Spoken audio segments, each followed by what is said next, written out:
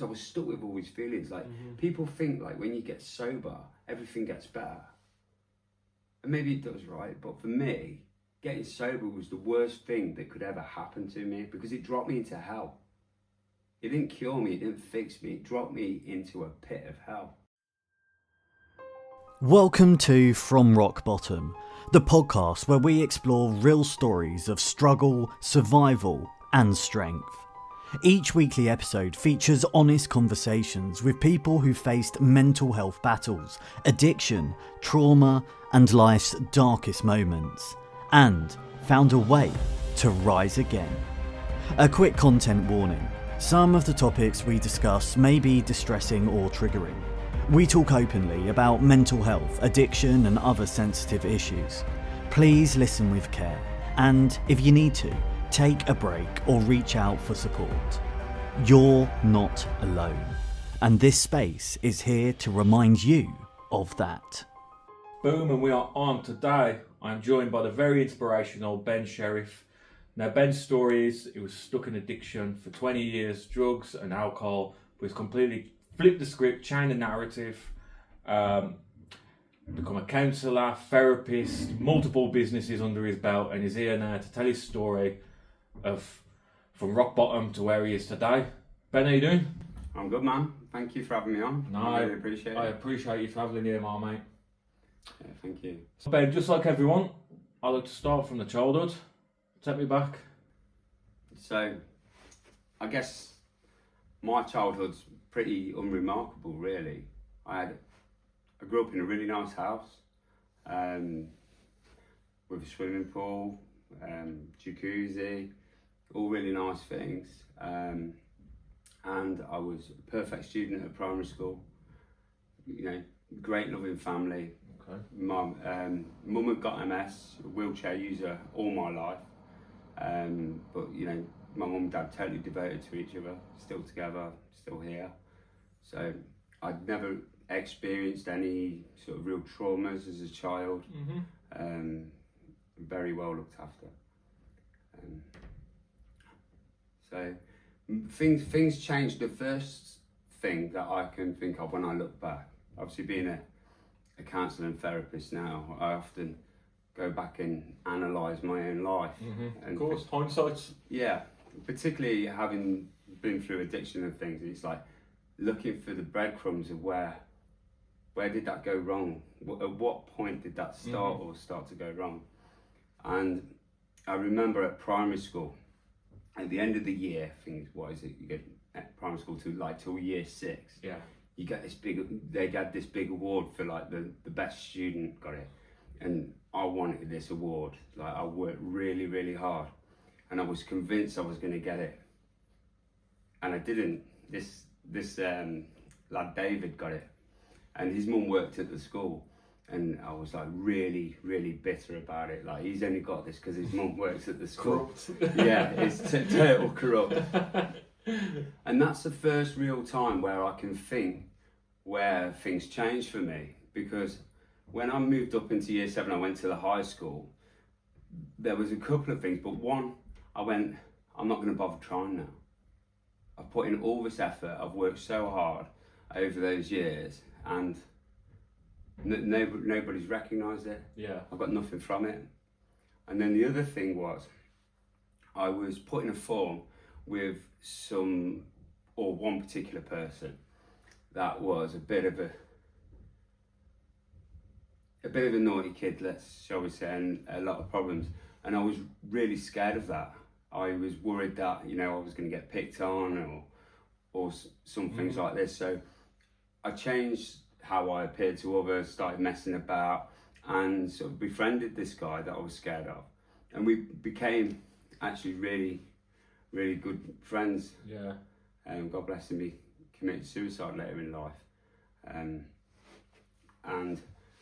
that was the first point where I can think of my life where something changed and the direction of where I should have gone or should have gone, you know. Yeah. I think like because you grew up with a privileged upbringing, you know, you said you had a swimming pool, and you go to secondary school and then you're meeting people who didn't go to your primary school and who could come from council areas, and then you're not equipped from your upbringing to deal with these kind of people.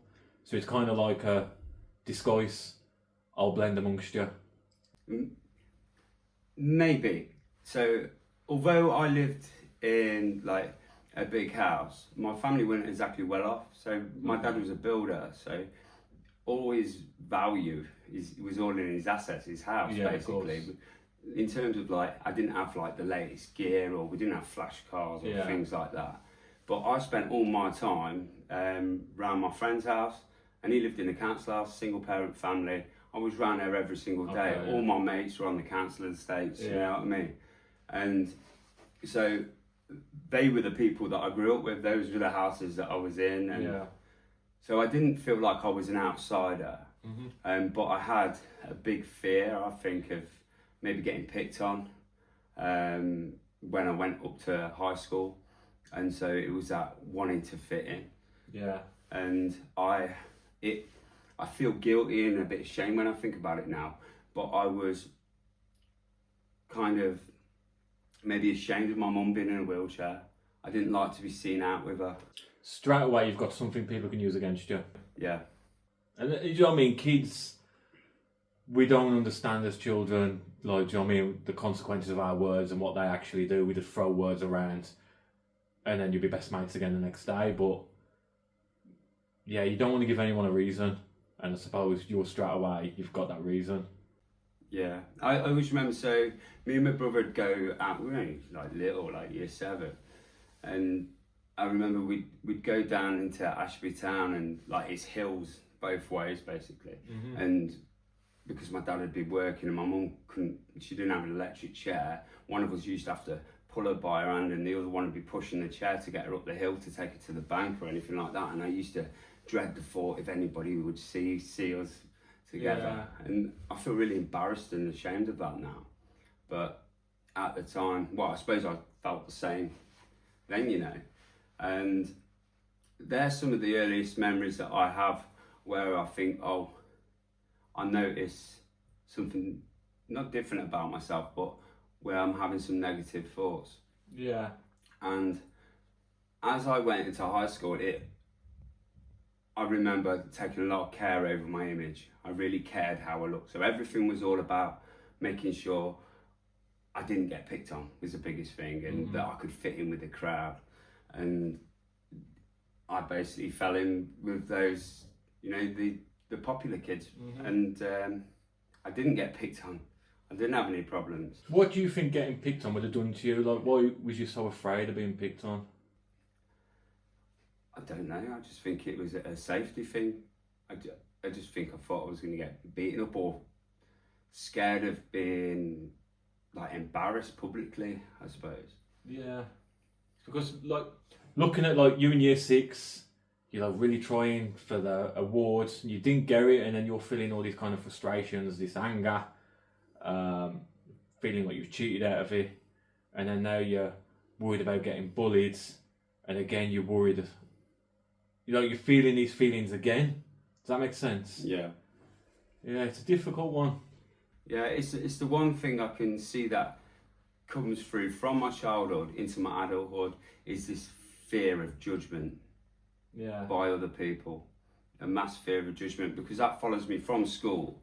Then I went from school to college, and I didn't do well at college. I couldn't understand. I went to do A-levels because I wanted to be a primary school teacher, because my dad was like, you're not being a builder, mate. It's too hard work for too little money. And I really struggled, and I ended up dropping out of that. But I got in a band, so music became a big thing for me. Got into rock music, and that happened towards the end of school, so maybe in like year 10, 11. I purposely put myself with a crowd that got picked on. So this is the weird thing. I'd spent all that time up until like year 10, 11 through high school trying to be with the in crowd. And then I purposely turned to rock music, be a grab as it were. I changed my image, spiky hair and doing all mad stuff. And I wanted to do that to like draw attention to myself. And I did start to get comments then. I did get people to like start fights with me and things like that because of the way that I looked and the music that I listened to. What do you think that was? Why did you think you flipped from I don't want any attention at all to now, fuck it, I want the attention through your appearance? I think I started to gain some self-confidence. I think that's probably what I was lacking when I was younger. But I started in a band with some mates, and we even set up our first show. So this is like the first entrepreneurial thing that I really did. I sold like some sweets in cans from school when we go to the like sort of wholesalers or things like that. I used to do that.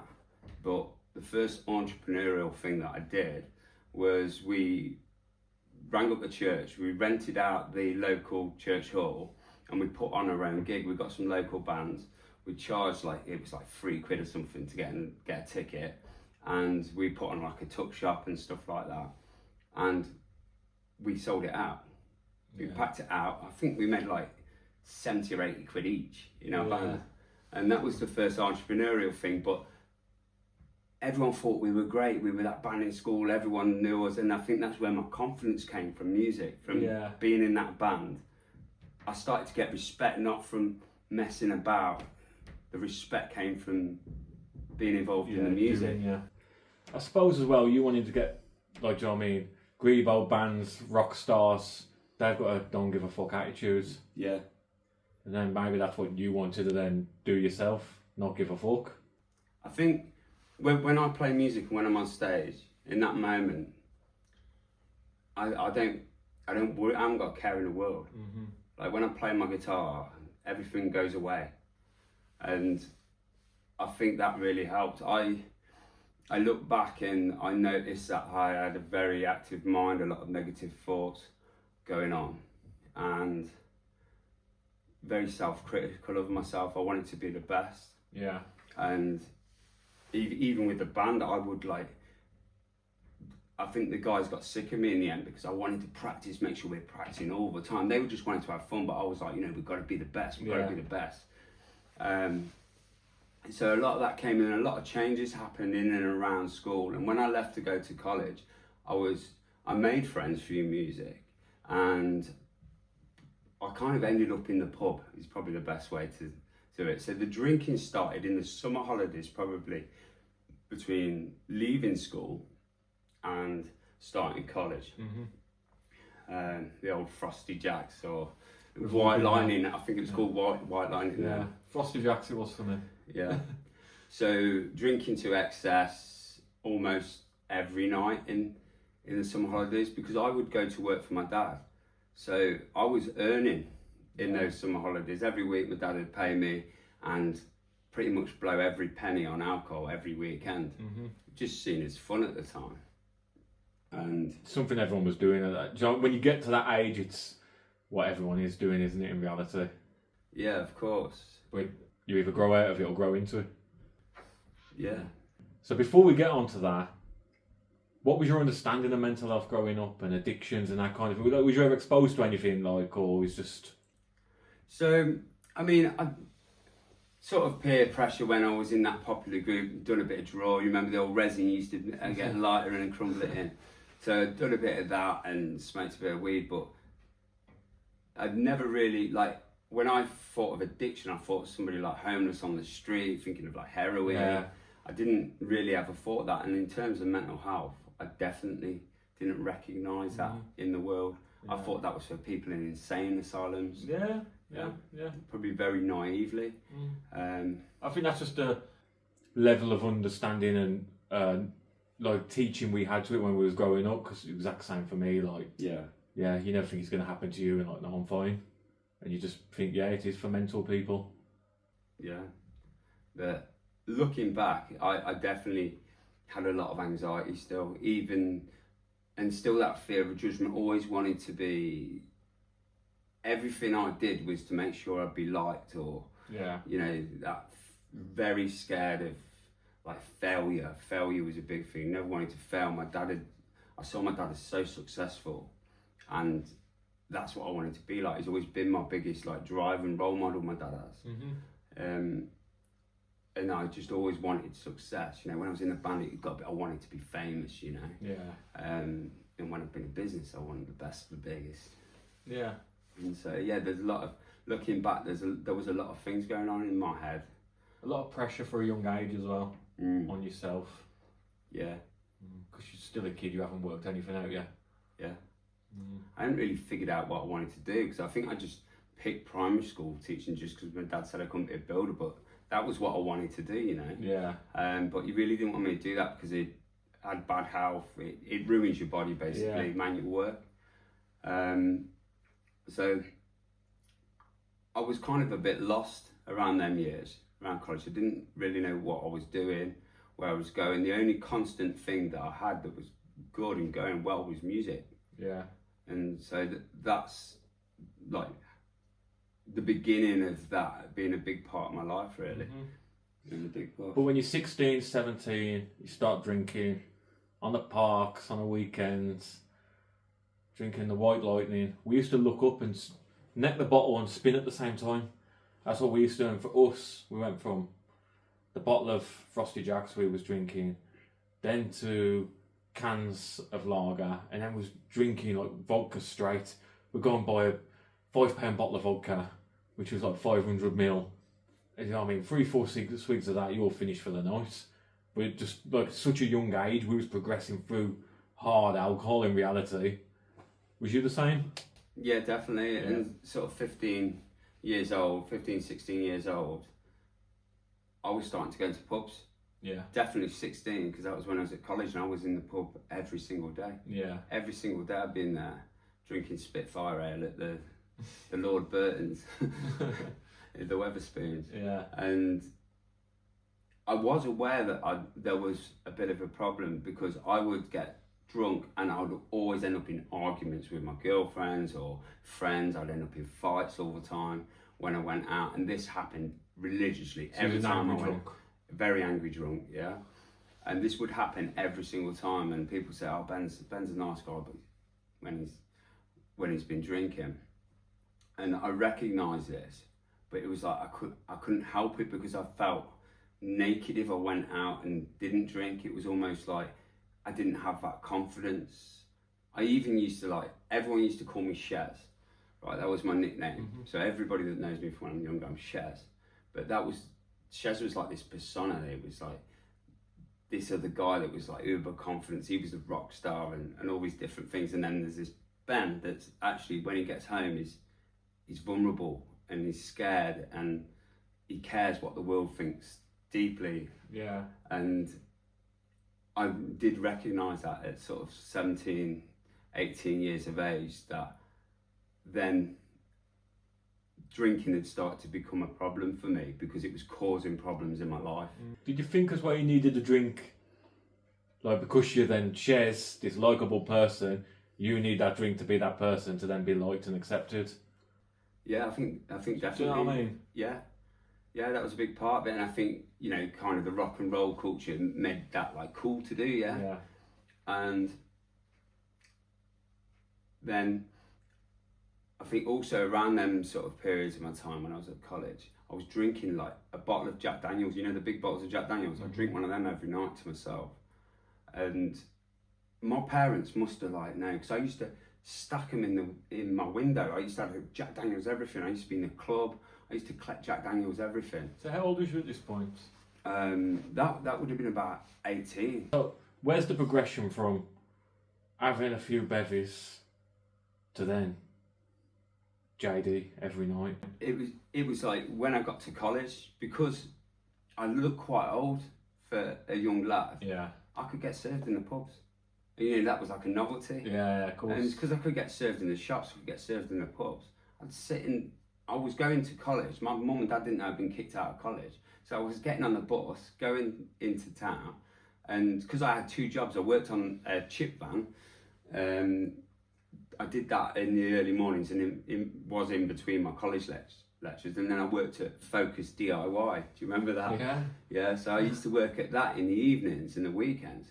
So, and I worked for my dad when I weren't doing that. So I always had loads of money. And so I could pay for the bus, go in there, and I'd sit in the pub all day.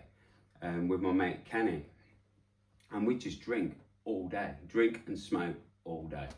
That's all we did, and then I'd go home. But I often wonder why it was never questioned, because surely my mum and dad must have smelt it, understood there was a problem. The only thing they ever questioned is when I started smoking weed in and around the house, and that progressed. The smoking of weed was more and more when I got to college, because so many more people around me were doing it. Yeah. And it was more socially acceptable. Yeah. But this path you could see yourself on, what was you thinking about it? All I thought about then, when I got kicked out of college, so I just thought I was going to be a rock star. I was in bands, we were gigging like every couple of weeks, we were playing. All I wanted to be was a rock star. But eventually mum and dad found out I was kicked out of college. And my dad just said to me, he says, look, you're not sitting on your arse all day, you're going to come work for me. And I did. I went to work for my dad, and I enjoyed it, I loved it, because that was actually what I wanted to do in the first place. Yeah. But still, I'd get home, be drink my Jack Daniels every night. And so, Drinking on your own? Yeah, on my own. Yeah. Like, at no point did you ever think to yourself at that age, thinking, what the fuck am I doing here? Or is it just rock and roll? Yeah, I guess it was rock and roll, and that's kind of a bit what I told myself. But I was aware that I was a problem when I was drunk. Yeah. Yeah. You realised you was a problem, but did you realise you had a problem? No. I was aware that something happened when I got drunk, and it just caused chaos in my life. Yeah. And then I would have all this anxiety and regret the next week or so, and that would happen every week. Yeah. I'd get smashed, cause problems at the weekend, and then all through the week I'd just be regretting all of that, but then straight back out at the weekend after work, go and do this rinse and repeat, and drinking. And probably the Jack Daniels things probably started, looking back, is probably to get rid of that shame and regret and not have to sit with those feelings. So then I'll start drinking in the week. Yeah. But like, at the time, you'd go out, drink, argue, scrap, cause a misery. Afterwards, you knew that was wrong. Like, fuck me, what have I done here? Mm. Like, do you know what I mean? You'd be riddled with anxiety for the whole week, and then you go and do it again. How come you were stuck in that circle? I'm not sure. I can't put a figure on it why I didn't, because I've never been a bad lad at art, you know what I mean? Yeah. Do you think as well, especially at that age, to be social? Like, what the fuck else am I going to do? Yeah. The reality of it is, isn't it? Like, what else are you actually going to do? Yeah, I suppose a lot of it was social. I had a deep fear of being alone. And missing out. Yeah.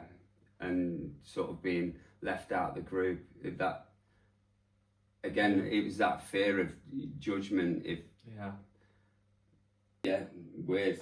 Ben, I was the same, so I started drinking when I was young, 13, 14, in the parks, and it progressed onto vodka, and then, like, at my peak, I could drink a bottle of rum, Captain Morgan spiced. I'd be standing, then I'd have like 8, 9 beers on top of it, and I'd do that 3-4 times a week, and then a load of drugs on top of it. And in the end, give myself pancreatitis. I was in hospital for a while, because my pancreas was so inflamed, it was pushing on my other organs. So I couldn't walk without getting out of breath. I was fucked for a while until my pancreas had settled down. So I left hospital in a wheelchair. Got home within probably 48 hours. The boys come and grabbed me in my wheelchair and took me to the pub. Just because that's like, how else can I be social? I don't like golf. I don't like football. What else are we going to do? Apart from sit around, drink a few beers and chat shit. And I just couldn't get out of that. Like, my mindset wouldn't let me. It's just, I need the boys. Yeah, definitely. Everything I did revolved around something to do with alcohol. Yeah. When we went to a band practice, we were all drinking, or smoking weed, or, we always met up at a pub. It was all my relationships in my life revolved around alcohol, other than my work relationships. I could stay out till 4 o'clock in the morning drinking. Hard drugs weren't a problem for me at that age. Stay out all night drinking, have no sleep, and then I'd get up and I'd work hard all day at work. And my dad must have known I was still steaming, but he never said nothing because I worked hard. You bring a shift in, yeah. And you know, you do the crime, you got to do the time, ain't you? Yeah. And that was kind of my motto, and I'd always turn up for work, always. Yeah, it's a difficult one. I don't know if it's a British thing or just that age where we just have to be doing something with the alcohol. It's like World Cup's coming up soon. It's like the pubs are open till 2. Why? Like, watch it at home. Like, you don't need booze in your life to watch the football. So every event needs booze. Like you said, band practice, booze. Yeah. It's a weird mindset. A lot of people I knew a lot of people had recognised it. Like there was some comments made about, you know, what an idiot I was when I was drinking and things like that. Fleeting comments had been made. Yeah. I think the first time a comment had been made which like really stopped me and made me think was, I used to go to Download Festival every year, and a friend of mine, I went with him, and I used to start drinking in the morning, and I'd be drinking. I just didn't stop drinking the whole time I was there. You know, a lot of people do that. Yeah. But I'd be in a mess, and he said to me, he says, "Listen," he says, "we don't want to be looking after you all day, wondering where you are and if you're okay because you just want to get drunk." He says, "You need to calm it down a little because you're ruining the experience for everyone else." And I can't remember how I reacted, but I imagine I reacted angrily to that. Yeah. And probably called him something, whatever. But he was the first person to like have the balls to say to me, because I wasn't angry. Like, you know, people didn't want to say to me that, "Oi, you need to cut this out," and he did. You know, like Told you how it is. You ruin it for everyone else. Yeah. Rein it in. And that's the first time somebody ever told me, like, other than like hearing comments here and there, that first time somebody face to face said, "Look, you're a problem." And I always remember that. How was that for you at the time? Obviously you said you was angry, but did you take it on board or just... Oh, that stuck with me my whole life, that did. Yeah. Stuck with me my whole life. And I think a lot of the time when I was in that shame after drinking and that, I would repeat that conversation in my head a lot. Yeah. It hurt, you know, because I knew it was the truth. I knew it was true. Yeah. Because every time we went, there was even incidents when I'd gone out, we used to spend all our time together, me and that lad. And then, you know, one night I ended up hitting him and then, you know, I was always like, it would happen and then people would kind of forgive me, and whether they really did or not, I don't know. But and I don't know how people put up with me being like that. I was just a nightmare. Yeah. Which is quite... Again, it's another shift in your mindset, because you once cared so much what people thought and you were such a people pleaser, and then people are actually telling you like, you're being a fucking idiot, like, rein it in a bit, and you're still not caring what they think. Well, you are, but you're still continuing the behaviour. Sure. But the alcohol took away the care. Yeah, of course, yeah. And because I was just drinking all the time, you know, that was my escape. It became my escape. Alcohol became my escape from my own mind. And I probably didn't recognise it then, but all that overthinking, and it was anxiety, yeah. Mm-hmm. And I must have been such an anxious child, and then this alcohol just took that feeling away. It's difficult to look back and to try and pinpoint exactly why. Do you think, regardless of what everyone else thought of you when you was drunk, did you like who you was when you was drunk? Yeah, I thought I was the dog's bollocks, you know what I mean? And that's it, is if you're okay with it, fuck them. I thought I was I thought everyone loved me, I was a laugh, I was crazy, do you know what I mean? Yeah. And I was the party boy, that's why I got invited out everywhere, because I was the entertainment, you know? Yeah. But sometimes that entertainment malfunctioned and caused a problem, but I guess whether or not people were like willing to take the gamble on that, I don't know. But you're drinking every night, you're getting a liability. How's it worse than even more for you? So life continued like that, and I did really well as an apprentice bricklayer in the end. And God, what age must have been? Probably the next big thing that happened was I got banned from driving, and that was another one of these nights. So I saw an old friend that I'd started my first band with done at the church hall. So just by chance, heard that there were some bands playing down at one of the local pubs. I went down there, and here were my old friend group from school. They'd kind of moved on to university and everything, and I went a separate way. I, went into the world of work while they all went off and did that thing. And I hadn't seen them for all these years since leaving school. And got talking with, drinking with them, and I went back to one of the guys that was the drummer out of the band. I went back to his house. We got really drunk, had some argument. I ended up leaving at about 2 o'clock in the morning on a motorbike, absolutely steaming, crashed into a wall, caused a lot of damage to myself, nearly killed myself. I got 7 metal plates in my face. My eye socket is a gauze. I completely crushed my mouth palate, and had my jaw wide shut for like 6 months and just having liquid food. What did your parents say? This is the weird thing. My parents never. They were supportive of me, not in terms of like I think they were ashamed that I got done for drink driving. My parents never get in trouble with the police or anything like that. Maybe they were hoping it would be a lesson that would change things. Yeah. And my girlfriend at the time, which is now my wife, we just bought our first house then. Like literally, I think it would have been months of us buying our first house when this happened. And she kind of didn't want to know me in that period. Because I went and stayed with my mum and dad while I was recovering from that. And that was the next big sort of crisis in my life. But again, it didn't stop me drinking. At no point did I think, I need to stop drinking. This has gone too far now.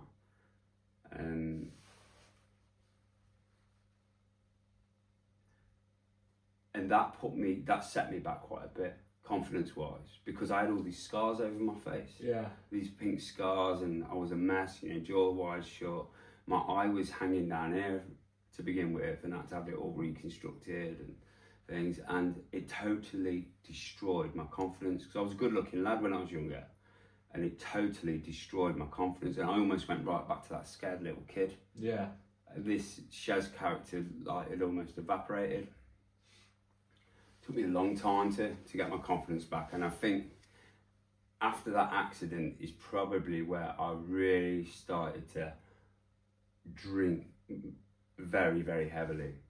Like, I was just Stella and Jack Daniels all the time. Is that just to numb the feelings? The emotional feelings, yeah. Yeah. Like, obviously you think you've now physically changed, you've lost your licence, you're on the rocks with the missus. What else have you got apart from booze which will make you feel good? Yeah, I'd lost my band as well. Yeah. I wasn't in a band, and it really, really, really destroyed me. I mean, my girlfriend, wife now, she stayed with me despite all that, and went back and lived in the house after a couple of months and things like that. But she never sat me down and said, look, this has got to stop, this is enough. That was never said.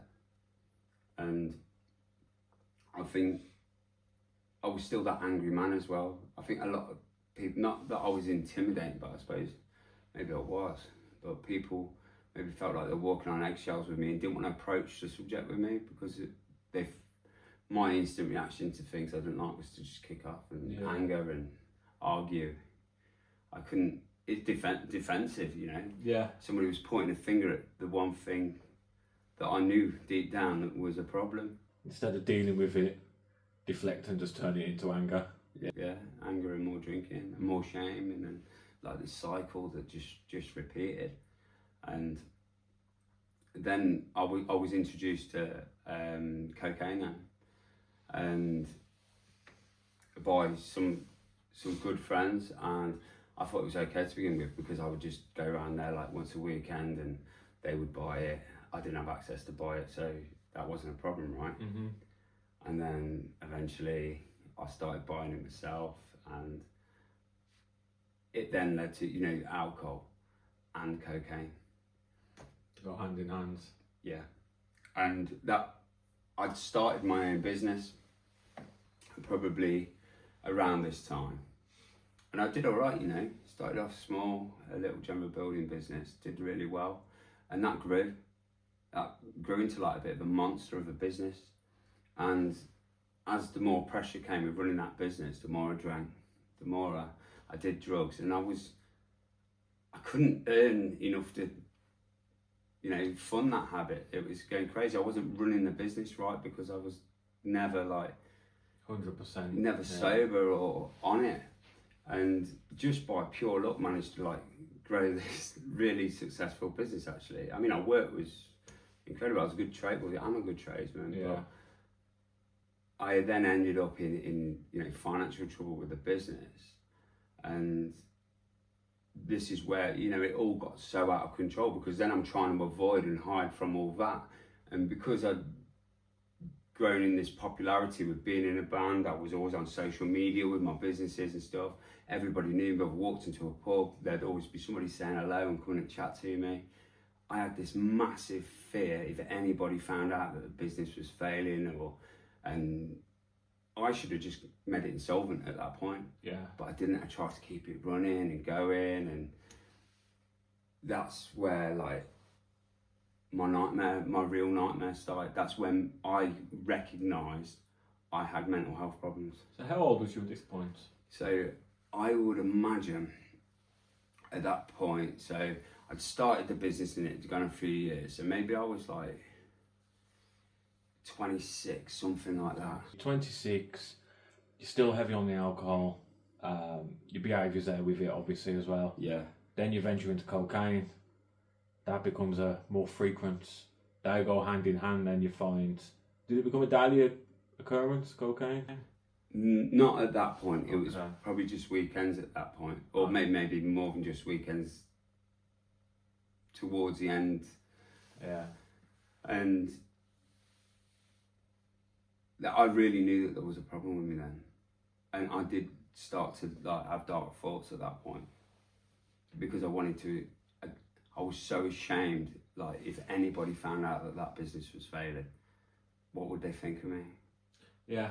It's a self-doubt thing, isn't it? Like, not only is the business, if the business is failing, I'm a failure. Yeah. And that's such a horrible, nasty word to be labelled as. Yeah. So you hide from it, you bury it, hide it from loved ones. And that's why I said like earlier on about, remember me talking about the best student at school thing? Yeah. And that fear of failure and that fear of shame. This is why it was important, because this is why I was hanging on to this business, because of fear of shame, of fear of getting into trouble, of fear of all these things. Yeah. And I just tried to run away and just pretend it wasn't happening and just carry on. And I treated my staff like shit. I'd shout at them all the time, and you know, they didn't want to. I had some great people work for me. Yeah. And we had a good laugh as well, you know, we were really good. But then the days I would stress, I'd be losing my rag on them. If I did something wrong or wasn't passionate, I'd just shout, and it was a real mess. And I didn't see myself for the monster I'd become. That's just from the stress and the pressures, which you're hiding from everyone. Yeah. Do you think it'd have helped you if you'd have spoke up about it? Have you gone to your dad and gone, listen, Dad, Yeah. I'm in a mess here. I don't know what to do. Give me some advice. Yeah, 100%. 100%. And no, I don't know. I think I was like trying to wait for somebody to come and save me, or so. I don't really know what I was thinking or why I didn't speak out. And I suppose my thoughts of therapy or counselling was like this very clinical image of these people would never understand me. Yeah. They've not been through what I've been through. These people haven't lived the life that I've lived. Mm-hmm. How can they understand what I'm going through? How can I tell somebody I've been taking drugs and drink? You know, they're not going to understand that. They're not going to have done that. And that was what I thought of therapists. I thought there was these people that had just gone through university, had a nice life, Yeah. and that they wouldn't understand me. So that was something that I never even thought to access. And my mum was a counsellor, funny enough. Okay. And I never confided in mum. My parents were very caring, but I don't think we had a relationship where we talked openly about how we felt. Well, at least I didn't with my mum and dad. Yeah. And I think that was probably a reason perhaps they hadn't approached me or I hadn't approached them. And even with my partner, if she had mentioned it, I would have just defense mechanism, angry again, do you know what I mean? Yeah. And maybe that's why people didn't bother saying anything, because they thought that that's what the response they would get from me. Yeah. At this point, would you say you was an addict at this point? 100%, yeah, definitely. I was. All I wanted to, when I was at that point, I was going to work. I would go straight to the pub. I wouldn't even get changed. I'd be like, my construction club. I'd stay in that pub sometimes till 2 o'clock in the morning, or till they threw me out, just drinking. Yeah. I'd go home. My wife, I've got our baby then, our first boy. And I wasn't spending any time with. She was left on her own with this newborn baby, not knowing what to do. And, I was so self-absorbed that I couldn't see that. And I was just, this fun guy that did what he wanted, and people loved me because I was funnier. And in reality, you got a lot going on inside. yeah. It's as well that you're 26 and you're an alcoholic in reality. Yeah. But people never look at a 26-year-old and go alcoholic, just a young lad having a good time. But if he was 55 in the pub every day till 2 a.m. getting drunk, people would say you're an alcoholic. But because you're a young lad who appears to be enjoying himself, that's okay. Yeah. Even though it's every day. I don't think my I think maybe I convinced myself that I could control it, or I could stop when I wanted, or something like that. Yeah. And I did actually, around this period, stop drinking alcohol for, I think I did 11 months, And I made a blog. This is back in, way back, 15 years ago. Made a blog about, me getting into the gym and changing my life around. And that was when Dexter was little and my son was little. So I'd obviously, I don't know how that came about. It must have been I just recognised what I was going through, and somehow through willpower I managed to stop drinking for a short period of time. Yeah. And I know exactly when that was actually. I know exactly the year, because I always say it's the best year of my life, because it's when Leicester City won the Premier League title, so it's 2016. Yeah. Yeah, 2016. So 2016, so I must have been a bit older than that. Yeah. But when your son was born, did you not think then I need to change my ways? no, I hated it. If you'd asked me back then, I used to tell everyone, don't have kids, it ruins your life. Okay. I'd say, kids ruin your life. It's ruined my life. I used to have a great relationship with my wife, and then now it's all been taken away from me, and this kid, all it does is scream. Dexter was a difficult baby, which didn't help, but I was not interested in him, not at all. I just never wanted to go home, because I didn't want to come home to this family life. It was overwhelming, it was too much for me, I couldn't cope with it. And Jenny basically brought Dexter up on her. Was she not on your back saying, you need to be at home, go to the pub, you need to be helping me? There was sometimes, I think Jenny will tell you now, she was too scared. She says it was like walking on eggshells all the time.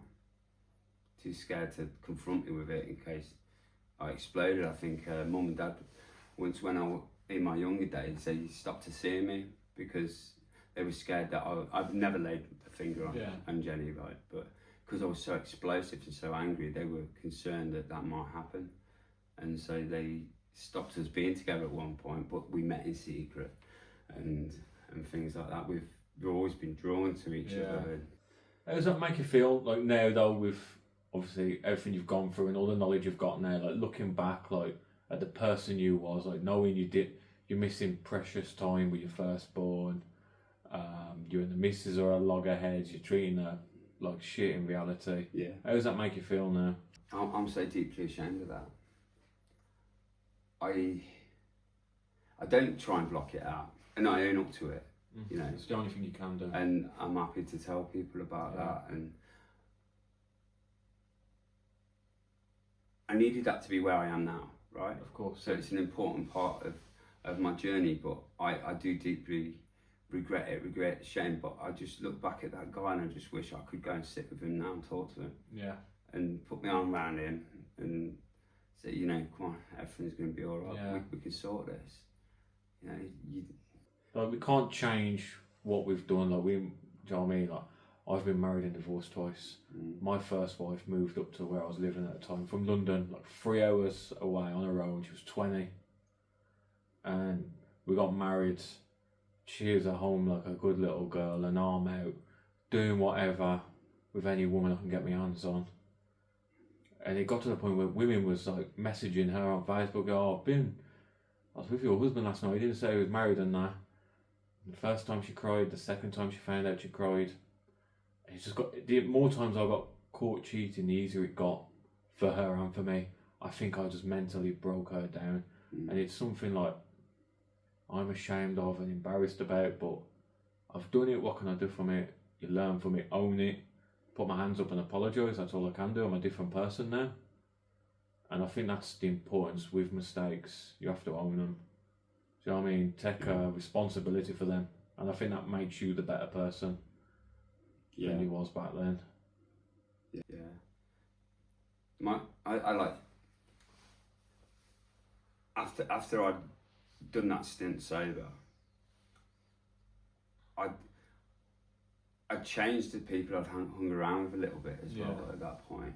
And I kind of convinced myself that I could drink normally, and I perhaps did that for about a month, just drinking at the weekends. Yeah. Then it slowly crept into like 4 pint cans of Stella a night, and then it just went back to normal after that. Yeah. And I chased that sobriety, and I might do a month sober, I might do a 3 month stint sober, and then I'd go for ages and ages and just keep falling off the wagon all the time.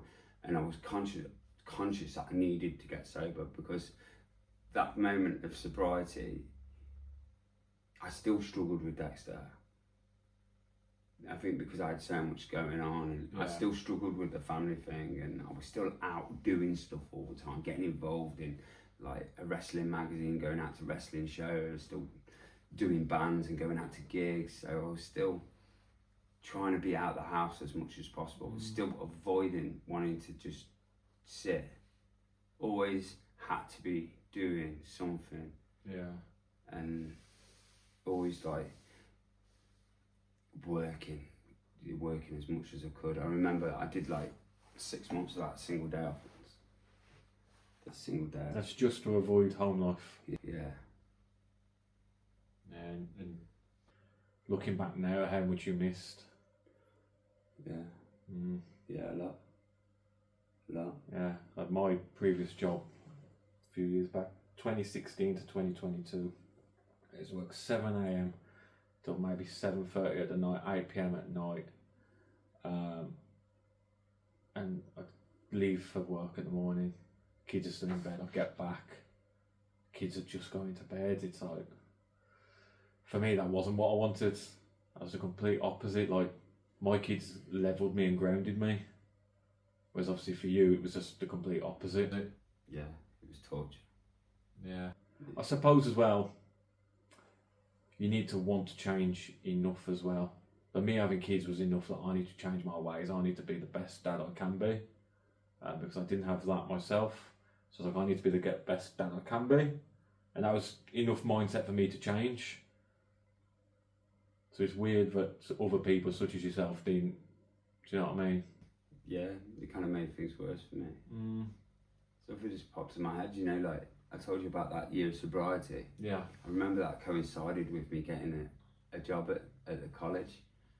So there was like a gap in the building work. I was struggling over Christmas or something. I ended up getting a job on nights at Tesco stacking shelves, and I hated it. I've worked really hard there, you know, but even though I hated it, because that was my morals, my values, I always worked hard. Wherever I went, whatever I did, I ended up getting this job at Stafford College, and that sobriety was that, and that was going all right. And I've just remembered what tipped it. I got kind of like a promotion while somebody was on maternity leave as a course leader, and the college was like really failing. It was a grade 4 college at that time, so it was really difficult. They had consultants in and all this thing. I was under a lot of pressure, and that's when I broke and started drinking again. And then I ended up, I think through because of fear and embarrassment of perhaps not running it properly, or perhaps running it pretty well, and my staff being upset with me, like I was pretty hard line, do you know what I mean? I started drinking again. That's what started me drinking again. That fear and that shaming. Do you think you put too much pressure on yourself? Oh yeah. I think like that's okay to an extent until you understand what you can and can't handle. So I mean, if you're regimented and strict on yourself like a army sergeant major, you ain't gonna cope in life. So I mean, sometimes you need to give yourself a break. Yeah. Do you know what I mean? Sometimes things go wrong and there's absolutely nothing you can do. Whereas I feel like listening to you, you take responsibility for things what are even out of your hands. Do you know what I mean? Like the college is failing, that's not your fault. But you're still anxious and blaming yourself, wanting to be better, but in reality you can't carry a college on your own. Yeah, always wanted to be the best, you know. Yeah. Like I was really successful as a teacher, which is how I got that promotion so quickly. I lived it and breathed it, you know. I remember Ofsted coming in, and my boss says, "Oh, lady from Ofsted that observed your class wanted to have a word with you." I was like, "Oh God."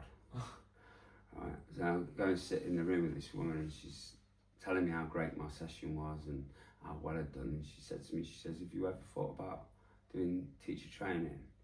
And I was like, "Oh, she's found me out." I said, "Listen, I'm doing my exam, doing all my studying at the minute. I'm just in my teacher training because I weren't fully qualified."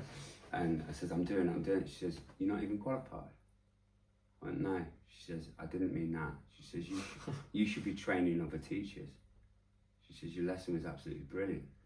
And like that's how much effort I put into things. Yeah. It didn't matter whether it was a band, whether it was my construction. I was like always wanting to be the best. Like as a tradesman, I'm absolutely brilliant, crap businessman at that time. Yeah. But brilliant tradesman. Whatever it was, I had to be the best at it. And that pressure, I think, looking back, was me looking up to try and emulate my dad. Yeah. Not that he's ever put any pressure on me or my mum. Yeah, but he was a successful, good builder. Yeah. Yeah. And I think I felt like I was in his shadow a little bit. Yeah. But then that transposed into all areas of my life. I just needed to somehow be a success. Look at me, maybe. Do you know what I mean? Yeah. You wanted to be the big dog all the time. Do you think, I'm a bit of devil's advocate now, Yeah. so don't hate me. Like, you want to be the best at everything, yeah? Yeah. Anything you touch, you want to be the best at, and a lot of times you are successful at it. But you didn't have the same thoughts towards being a dad at the time. No. Do you think because you're not getting, obviously being a dad, that's expected of you, and it's just in the household, whereas you're doing good at work, you're getting a pat on the back from everyone? Do you think that's what you were seeking? Maybe. Like approval? I mean, our Dexter was no easy baby. All he did was scream, and it was difficult. But I'm not sure why I didn't engage with that, because I wanted to have a child.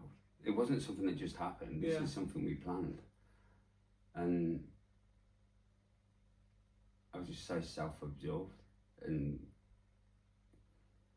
I can't really understand it, like why I wasn't interested, but I wasn't. I was more interested in partying and being, you know, I think maybe like having that child I thought was going to change me. Yeah. It didn't. It just made me worse. Yeah. And felt like our relationship was like drifting apart, me and Jenny at that point. And I think it was. Yeah. Just an odd one. Like I say, if you put 120% you do into everything, apart from that one part of your life. Yeah. My relationship and being a dad, yeah. Yeah. Maybe because you thought, do you know what I mean? You can fuck things up at work, you can fuck this up. She's always going to be there. So you kind of neglect it. Yeah. Yeah. Maybe it's because if it was a broader public opinion with these other things. Whereas that was like privately at home, maybe. That's what I said. Like, you can be a great dad and that just stays in the house. Which, you know what I mean, good at work, you're getting pats on the back from everyone, you're getting that approval and the well done from everyone. Whereas being a dad, it's just kind of what's expected and you ain't gaining anything from it mentally, or do you know what I mean? Like, yeah, sure. Yeah. Yeah, that's a good point. Yeah. It's a weird one. For someone so passionate about everything. Yeah. But then again, maybe usually, because you are so successful, you're in control of everything. Yeah. You can't always be in control of a screaming child who can't talk, you know what the fuck's going on inside their heads. Sure. And I think part of that's like, all of this anxiety is a control thing, wanting to, and maybe that's why I work so hard to be good at stuff, is because I have fear of things falling apart, do you know what I mean? Yeah. But yeah, it was a really difficult period, that was. Like, I was really unhappy, and then I was like given this, we put a house on the market, we didn't really know where we were heading, but I just felt like I'd got to leave that environment, the people that I was hanging around with, leave where the business was, because I'd lost my unit where the business was, and I'd come out of that, and that I was wanting to escape basically the shame of losing that, even though I hadn't closed the business at this point. So I moved then over to Tamworth. Didn't know anybody. Jenny didn't know anyone, and I thought, this is it. This is where I get my life back on track. I thought, fresh start, new people, sort my life out. Yeah. And we'd got we got both two our youngest boys, and they were only little babbies. And like, it was like, yeah, it's all going to be a fresh start, things are going to be good again. That didn't happen. What happened? I ended up avoiding home life, ended up in the pub, ended up like, at this point, like doing drugs daily.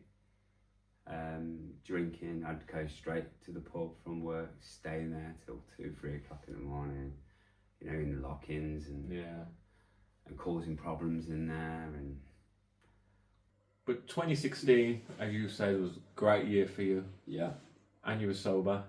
How come you didn't want to emulate that again? I kept trying all the time.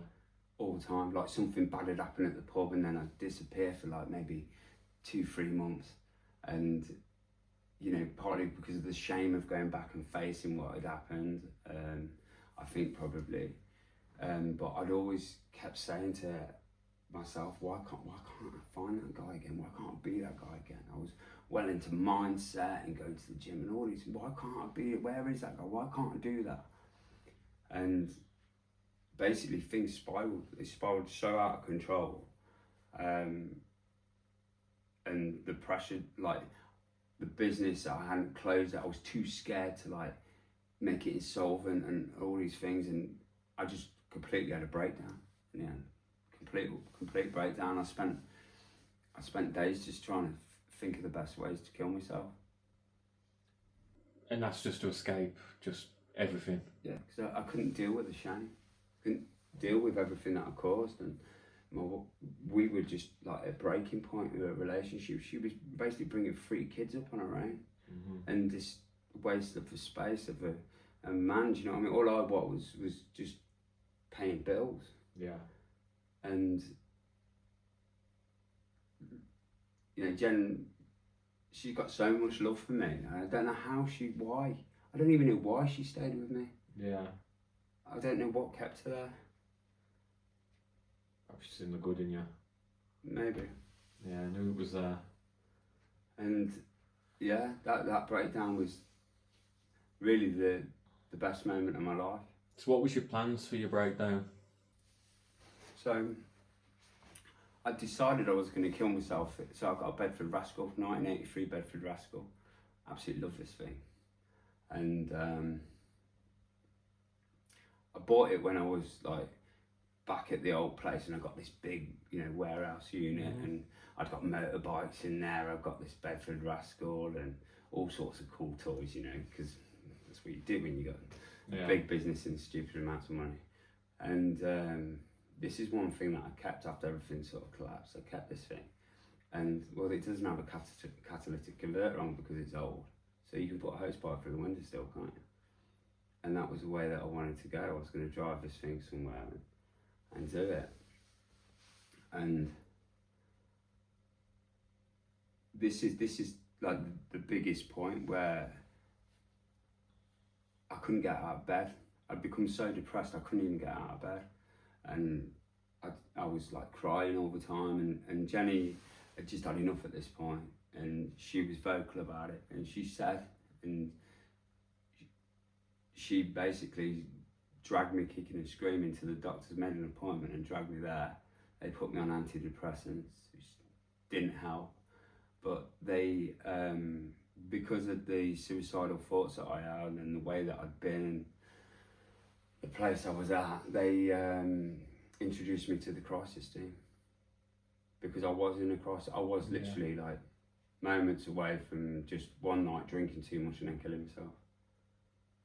Do you think you just wanted that sobriety so bad you just couldn't, so the only way to do is out? Maybe a little bit. I remember, like, I'm not particularly religious. I'm going to say I'm spiritual, but I don't subscribe to a particular religion.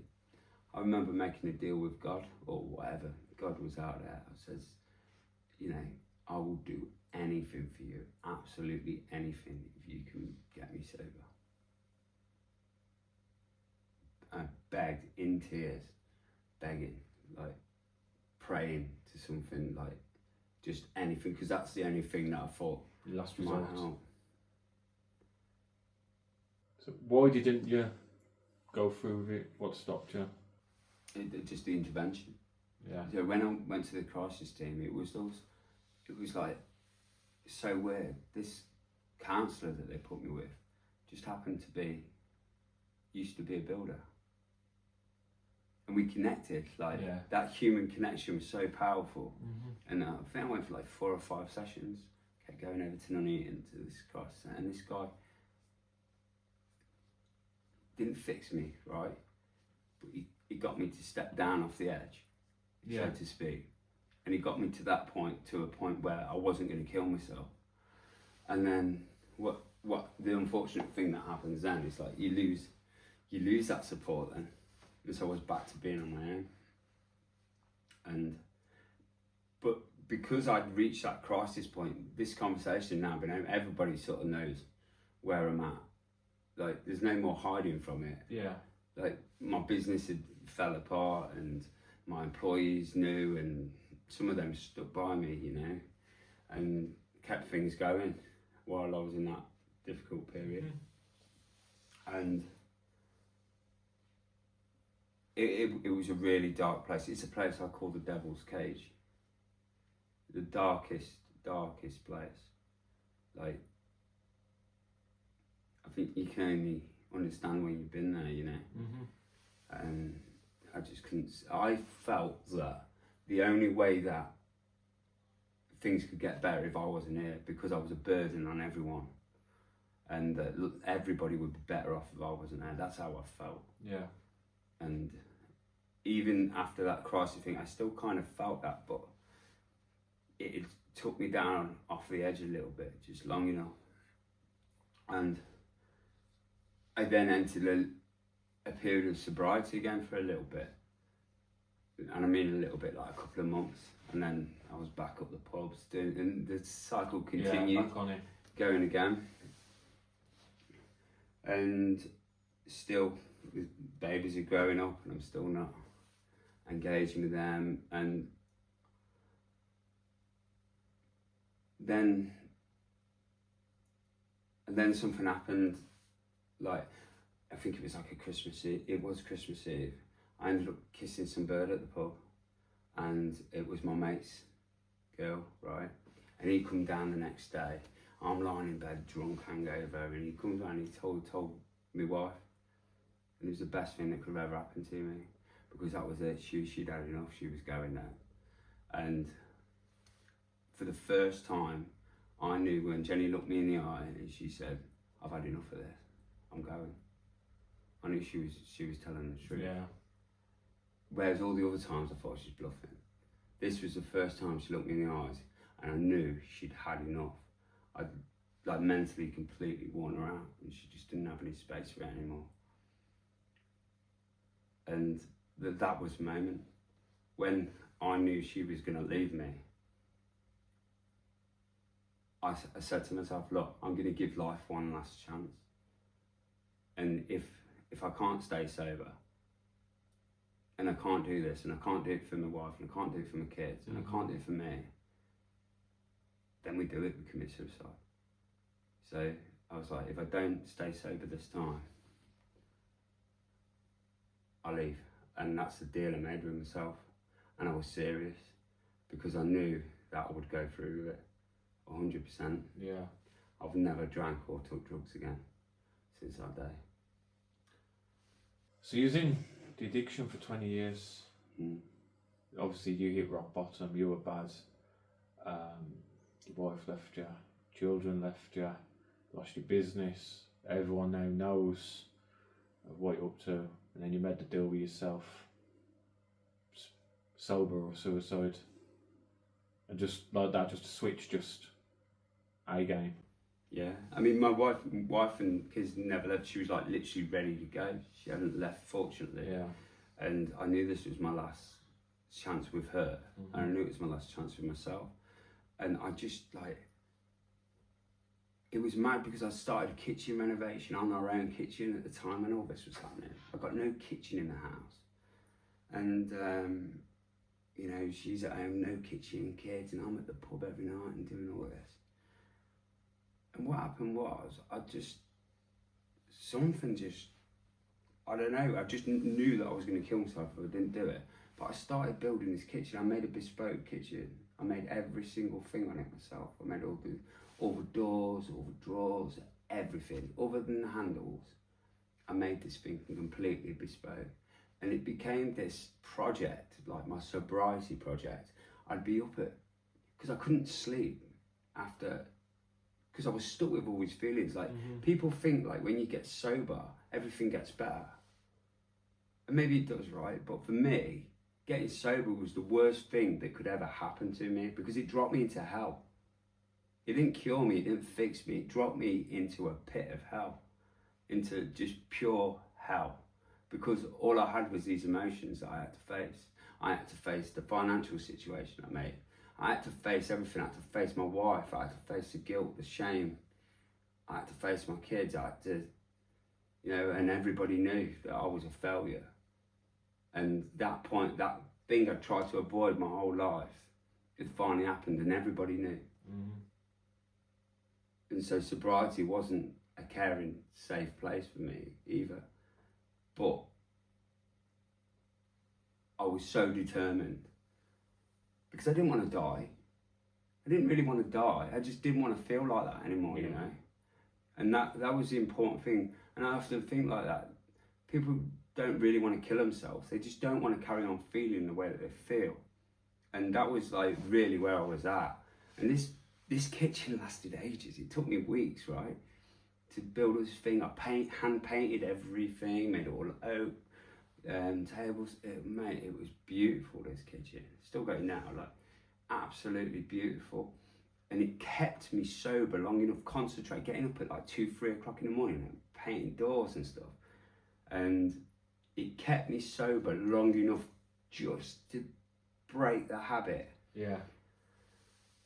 And it was just a slow process. And I got like my street food company at this point as well.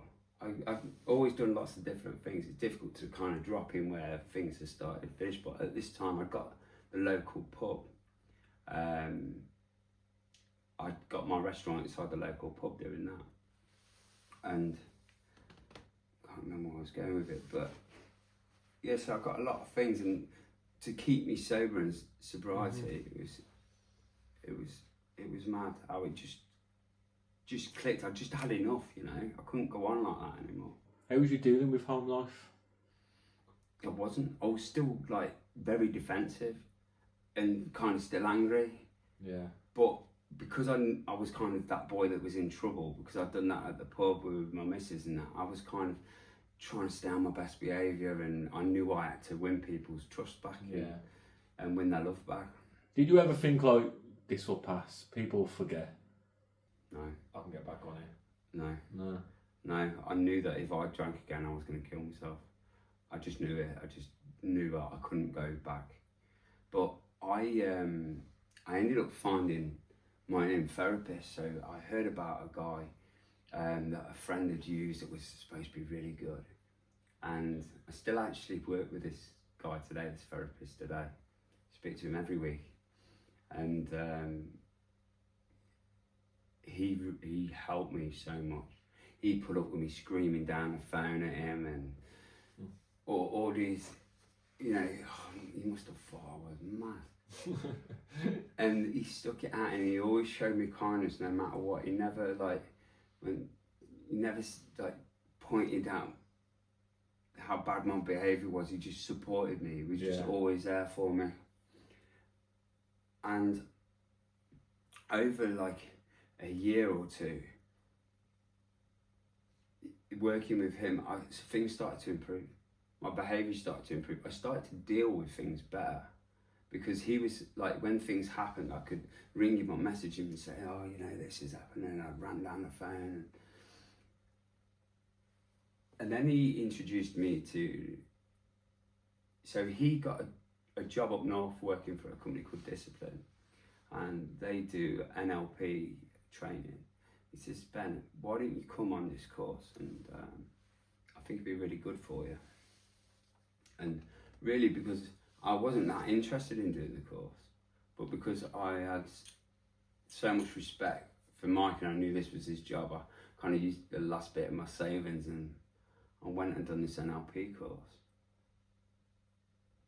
But that was the beginning of something. That was the beginning of like this counselling journey that I'm on now. Yeah, helping others. Yeah. And we were going, it was raw in them rooms. Like, we were there for a week and it was raw, people sharing their emotions, and I got to, you know, share my own personal story, but I realised that there's so many people out there that were just like me, that were trapped just like me and felt just like me, and that I wasn't the only one, and them sharing their experiences, and that really changed the way that I looked in perspective, and I could see the damage that I'd done to everybody in my life, and that was difficult, but that really, them 7 days really helped me work through a lot of that. And because I was starting to see this power of therapy, I was like, that's what I want to do. I want to help people. I don't want anybody to like feel the way that I do. I weren't fixed myself at this point. Yeah. And so that started my journey into like helping people. And in that room, they were like asking what your goals were and things like this, and I said, I'm gonna bust to Russia. I'd read a book about this guy that bought a ukulele, right? Never played a ukulele, but he heard it was like the easiest instrument to learn. So he bought a ukulele from a charity shop and then used public transport, a bus, to go all around the UK and busk at different pubs. And it was a brilliant book and I loved it. And I thought, I'm gonna do that one day. And so when they were asking what your goals were and things, I couldn't really think of anything. So I said, I'm gonna busk all the way to Russia. And I did. I took my 13-year-old son, Dexter, and we hadn't really bonded till I got sober this time, started to get better. Yeah. He hadn't had a dad up until this point. And we spent every day together. We slept rough on the streets. Didn't take any money. We had to use the money that we earned from busking to buy our food to get to the next destination. And we went all the way from Derby all the way to Russia. How long did that take? It took 2 weeks. And we did it all on social media and stuff as well. But we had a lot of talks, me and the boy, you know, on that journey. And I was really honest with him about where I'd been and what had happened. And I fell in love with him. Like, this thing that I resented, this person that I resented so much when he was younger, I could just see myself in him, like the good bits of me from when I was younger. And that trip changed our relationship. He's my best mate now, we do everything together. Yeah. And the young boys, we go skateboarding all the time. I spend so much time with them boys now, but that trip, from setting that goal in that room, and I think that was part of wanting to like prove I could do something great. You know, sort of the look at me thing, that coming back again. But I learned so much about myself on that trip. Them nights where like we were in Paris and there's people like coming up to us saying, "Oh, can I borrow your phone?" And like you could tell that they had problems with drugs and things like that, and you think they're gonna nick the phone, and it was so scary in some places. And I had to stay up all night, and we'd be sleeping in like shop doorways, and I was sober and I was having to confront all these fears, but I was having to hold it together because I've got my son now and I didn't want him to be scared, you know. Yeah. And then we'd be having these, because there's nothing else to do other than talking between like busking. One of the best things that ever happened to me. One of the best experiences I've ever done. Like, so many countries, you know. You said, like, obviously, you're talking a lot. You're being open and honest to him. Did you find that hard? Yeah. Like the shame, like, I was a piece of shit. Do you know what I mean? And admitting it to someone you don't want to see you like that. Yeah. And the weird thing was, like, he still saw me, like, he still looked up to me. He was still, like, proud of me, of his dad. Yeah. And, like, I couldn't understand that. Like, he hadn't abandoned me, you know what I mean? Never even thought about abandoning me. But he knew what was going on. Yeah. It's a nice thing about kids. They're so understanding. They're not judgmental in the slightest. Yeah. All them anxieties you had growing up, it's just nothing. The grand scheme of things, it all means nothing tomorrow. Yeah. And I think that's just a hard mindset to get, but when you get it, it's such a wonderful thing.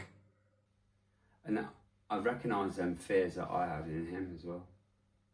I recognise this fear of, because he was bullied a bit at school as well, had a bit of a hard time, but I recognise this fear of wanting to fit in, the madness that he is, and this big character, and I recognise that in myself.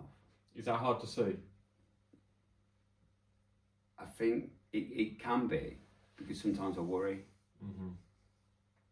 But he doesn't drink, he's not interested in that. I always say to him, like, just because I'm sober doesn't mean that you need to be, you know. My life, just because things have not worked out for me with that, it doesn't mean it will be for you. But I see it, and I see a lot of that when I look at, because he's in bands, he plays guitar, he's a brilliant guitar, better than me now. But I see that magic, you know, that Shez that I talked about. Yeah. I see the fun side of that Shez, and I see that guy. I just hope that he doesn't. He can handle it. Or he doesn't need it. That's Dexter. That's Dexter pure. Yeah. And that's a big thing with him. I see so much of my own personality in him. Yeah. But we are best friends now, and that's so weird because we were like so far from that when he was little. No, it's beautiful to hear, man. Like, you're lighting up as you're talking about it. It's beautiful. It's how I am with my kids. Like, it's beautiful to see, like, someone so passionate, even after everything. So getting into helping others. Yeah. Like, you had the switch, like, you was like, you know what, I can do this. Tell me about the good work you're doing now. So I run my own counselling business, Just Breathe Counselling and Therapy.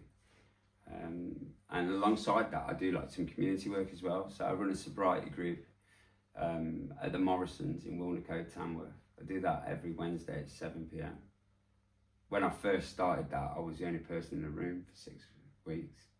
I used to turn up every week, nobody would turn up.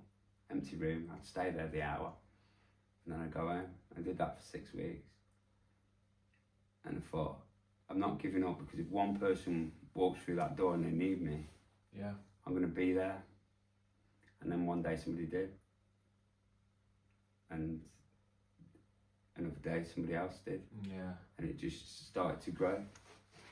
And that's been deeply rewarding. Helping others. Yeah. And the charity, I've done lots of charity work over the years, even when I was in, addiction. Yeah. When I did Russia, I raised a lot of money for charity. So I've always had like a care inside. But it's just nice to give people hope. Don't matter where you've been, you can come back. Mm-hmm. Yeah, setback's always a setup for a comeback. Yeah. Always. Like, you was looking to kill yourself. That was the end for you. You could not cope with the way you was feeling or the way your life was going. And you've turned it all around. You've got a beautiful relationship with your kids, and you're clean, sober, helping others. And I presume it's something you'd never imagine. No, if you'd have told me that when I was that 16-year-old lad, like when I'd be a rock star, that you're going to be the rock star of the therapy world. Because that's kind of like where I'm at now, because I want to break that stigma of the boring counsellor that people feel that they can't access because they won't get me. Yeah. I'm covered in tattoos. Most people think the tattoos happened when I had mental health issues and I was deep in addiction. I tattooed my head when I was good and got sober. Yeah. A couple of years ago. In a sane mind. It wasn't something to damage myself, it was something that I just wanted to do. But I want people to feel my energy. I want them to know where I've been. I don't want to hide that. A lot of the time we're discouraged as professionals to share our own story and be open about it. But I don't feel, I'd rather people know where I've been. And I want them to know I was a piece of shit. Yeah.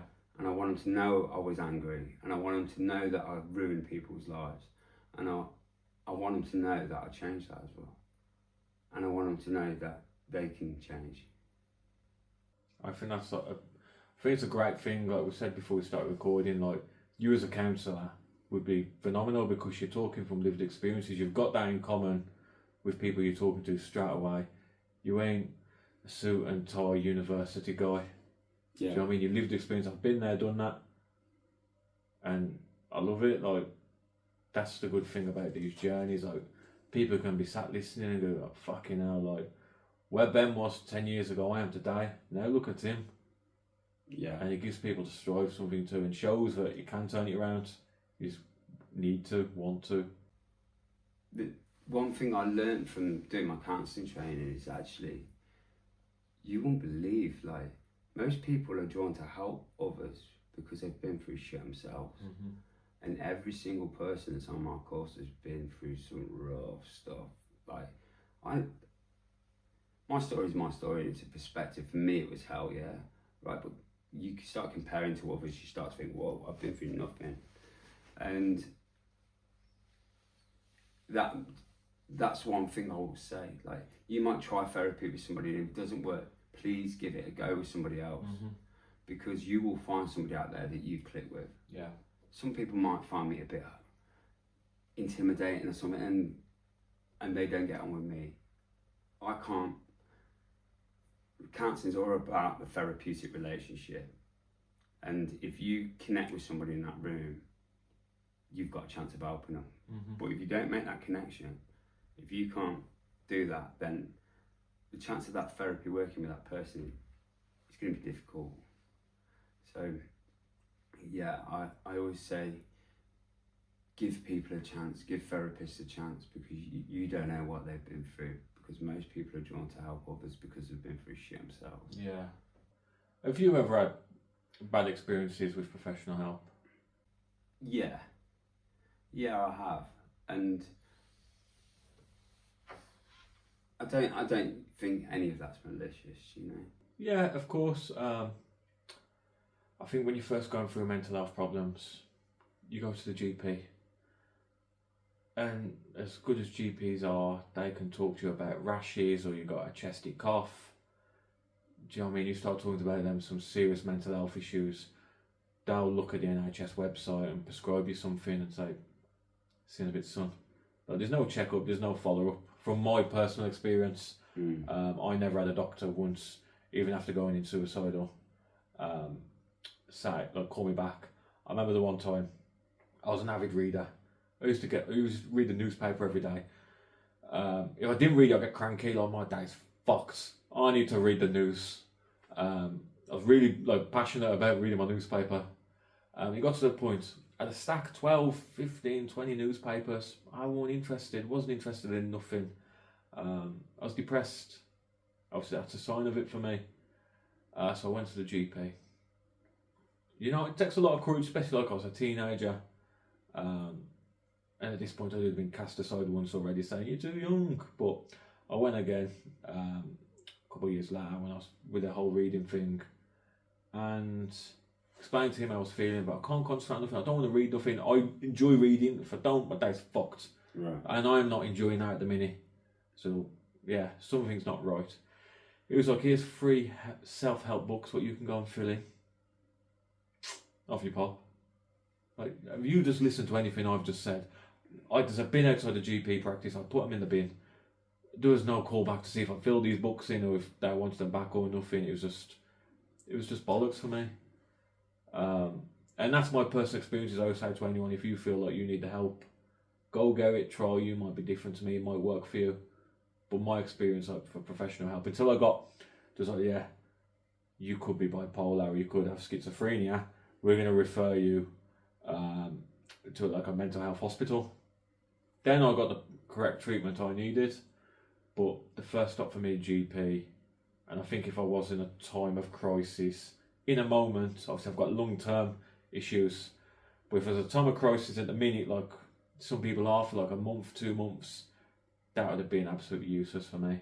Yeah. And I think it's a shame. Yeah. Like we said, when we were younger, it wasn't as fully recognised as what it is now. And we often think that like psychiatry and counselling is like a really old thing. Yeah. It's not as old as what you think. Yeah. Yeah. It's not been around for hundreds of years. And so we were only just really at the beginning of understanding how our minds work and mental health and recognising that. And there's some problems with that, yeah. So now everybody's got ADHD. You know what I mean? So label for everything now. Everybody wants a label now, which it's great that there's so much awareness, but people start to want to give themselves labels when really it's nice to perhaps have a diagnosis to understand and maybe some medication that can help in these situations. But really, like, healing and living with that comes from accepting that and accepting who you are and understanding that you are not broken, that there's not something wrong with you because you're anxious or this is happening. My drinking was a behaviour that happened because of my thinking and because I was uncomfortable with myself. Maybe if I'd have accepted that I have a problem with how other people think of me, I have a problem with anxiety, maybe if I could have understood that and accepted that I am an anxious person, my anxiety and my fear of judgment hasn't disappeared, right? Yeah. It doesn't disappear just because I'm a counsellor and because I've been sober a long time. That's not happened. It's still there, but I just accept that, like, I overthink a lot. Yeah. I'm an anxious person and I have fear of judgment, but I've become more comfortable with that now, and the conversations that I have with myself are much kinder. Because if we spoke to our friends the way that we speak to ourselves, we wouldn't have any friends, right? Mm-hmm. So changing them conversations we have with ourselves, and when we're feeling upset, right? Well, what is that? Let's delve a bit deeper, and we have to become detectives of our own mind, of our own feelings, and be happy sitting with that. Yeah. Because too often we try and take a pill to escape it. We try to go to the pub or be with friends. And I did a talk on Saturday. It was like called "Sitting with the Dragon." And how often do we sit in silence with our own mind? Rare nowadays. Yeah. Very rare. We're always connected. We're always scrolling. We're watching TV. We're watching TV and scrolling. We're constantly connected or doing. It's constant avoidance. Whenever we sit with ourselves, we say, "Oh, we're bored." Yeah, we feel uncomfortable. We've got to ring somebody.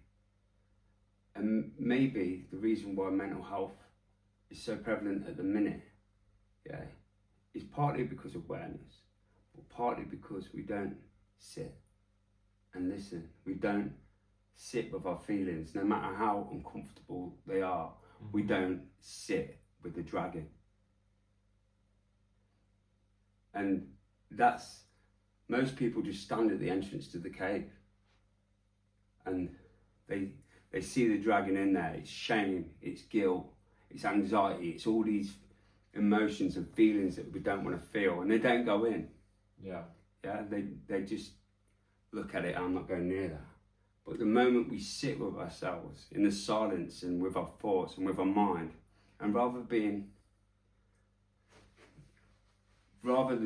being negative with ourselves and accept that that's who we are and that is how we feel, let's start doing that more. Get your head out onto paper, because in those moments, that's when you heal. And if you can learn to get comfortable with what's going on in your head and begin to accept it, begin to express it, and realize that you're not broken, you can learn to sit with that dragon and go, "Oh, I'm feeling anxious today. Tell you what, why might I be? Oh, I've not eaten. Let me have something to eat and see how I feel. Yeah. I'm still feeling anxious. Tell you what, I'm going to go for a run."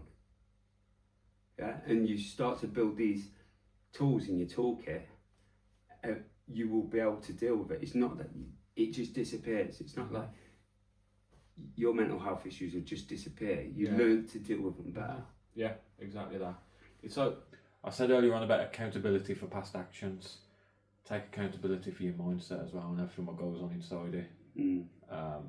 Like some days I wake up and I feel like shit. Like I only said out loud, like to the public about me being bipolar August when I started this. Before that, like my family knew, and a couple of my very close friends. Apart from that, I kept it buttoned up. I was a bit embarrassed because people would think I'm fucking nuts. Yeah.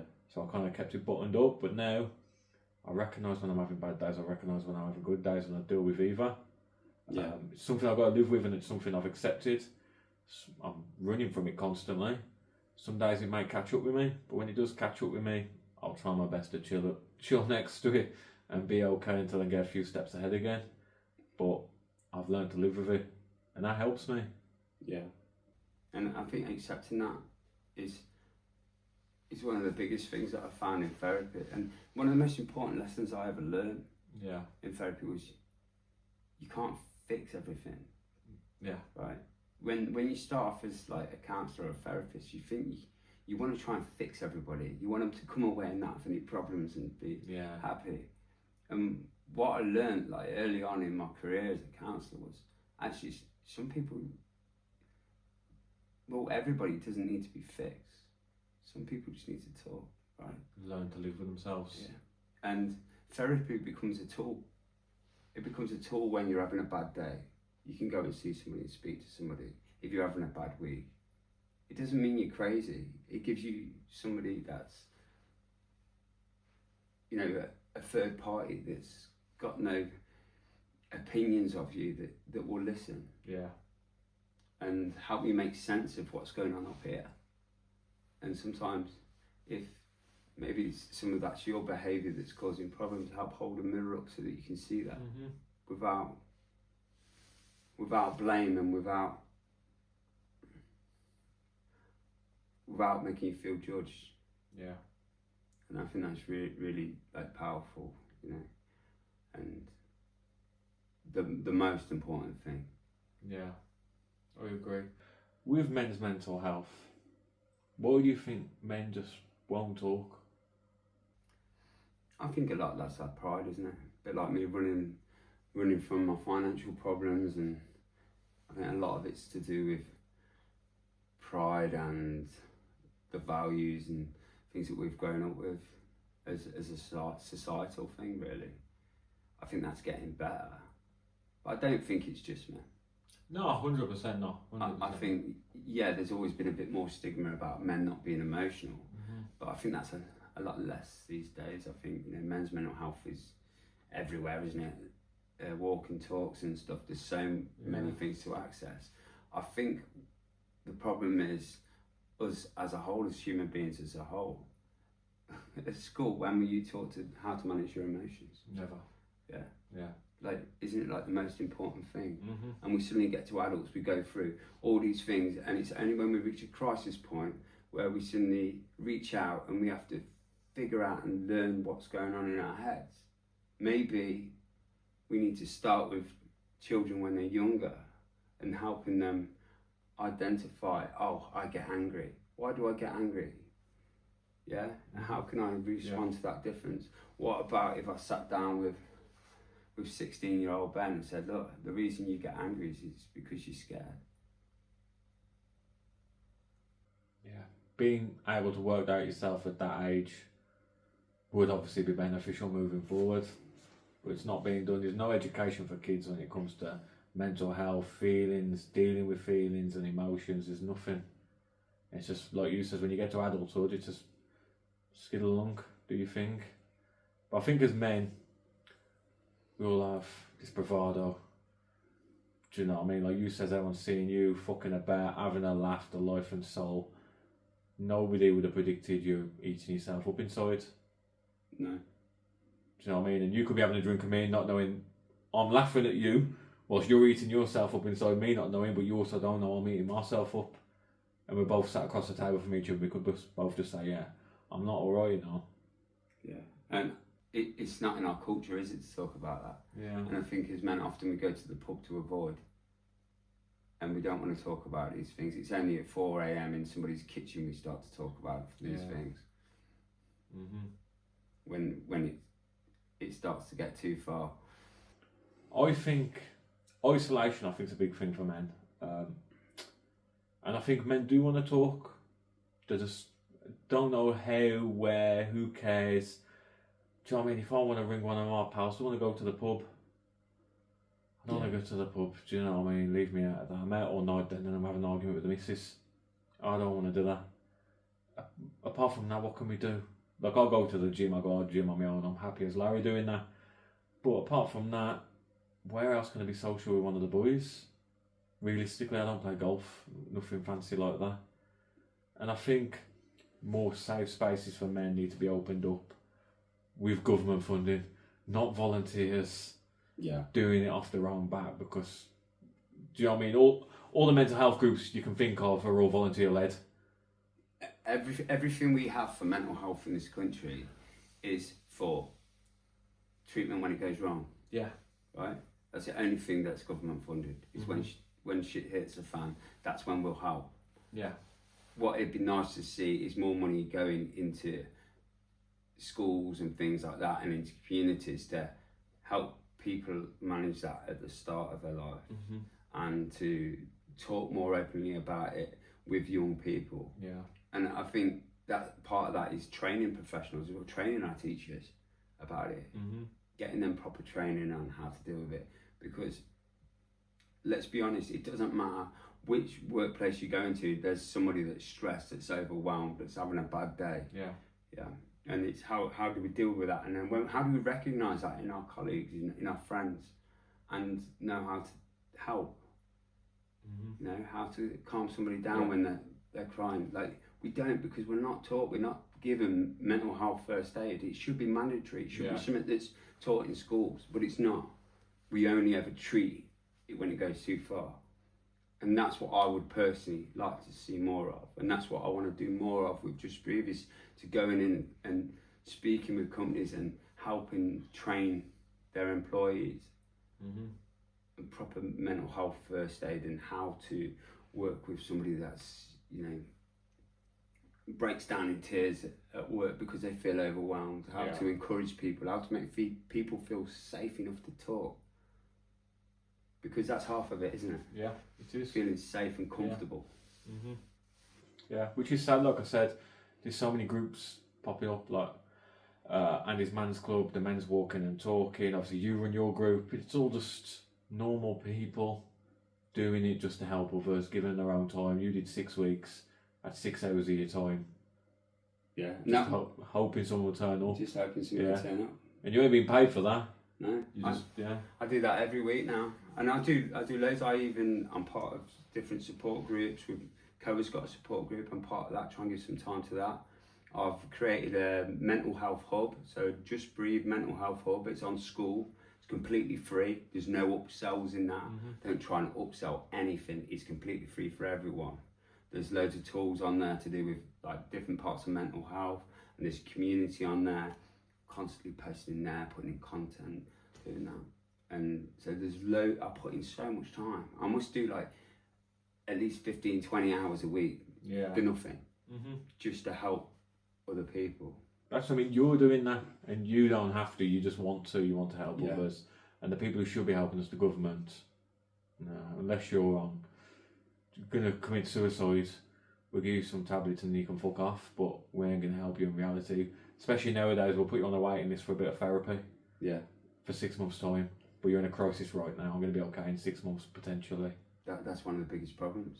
To access therapy on the NHS, it's a long waiting time. That's the thing, like, when I was growing up, there was money available, but zero knowledge about mental health. Zero. You're too young, fuck off. Here's some tablets, fuck off. Whereas now I'm older, there's so much awareness, but so little funding. So Ben, we completely understand you are struggling. I'm going to put you forward to some counselling in 6 months' time. Yeah, it's no good. Nice one. Yeah. Yeah. I might not be alive in 24 hours. And they always wait 6 months. Yeah. And I think that's where we're stuck. It's just a mess. Yeah. And it's how do we solve that, yeah. And things are getting better. They are, and that's slow. But where's the backing from those above? Yeah.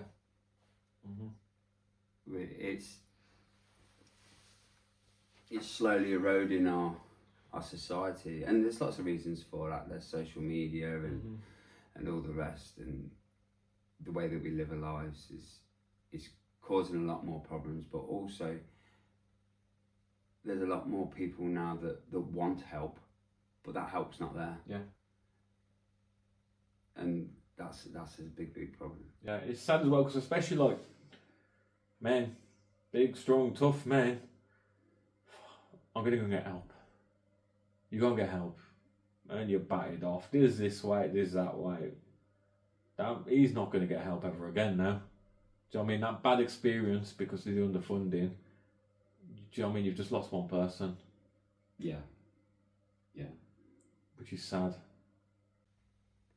And this is why it's important with podcasts like what you do. Yeah. Is raising awareness of it. Everyday people, like, we all have a story. Yeah. Everybody's got a story. It doesn't matter who you are. Just because I'm on this podcast talking to you, doesn't mean that our stories are any more important because we're sat in front of a microphone than anybody else. Of course, yeah.